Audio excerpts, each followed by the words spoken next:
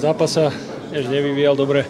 Zás sme mali tlak, boli sme u nich, strieľali sme, nepadlo nám to, potom sme z dvoch nešancí dostali 2 góly a už to išlo. Ešte sme sa dotiahli na remízu a zás myslím si, že sme mali navrch väčšinu zápasu a stala sa chyba, no potrestali nás za to.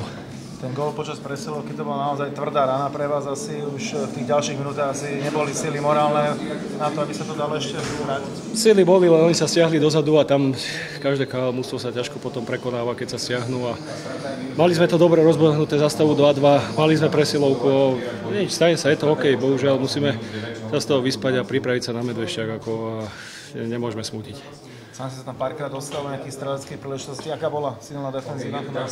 Ja, oni hrali 1-4, čiže nechali nám dosť priestoru na rozohrávku a dostávali sme sa do tretiny s tým, že sme to nahadzovali a potom sme to sajklovali v rohoch, takže ten prechod nebol až taký náročný, len sme sa nedostali do tej brány. No.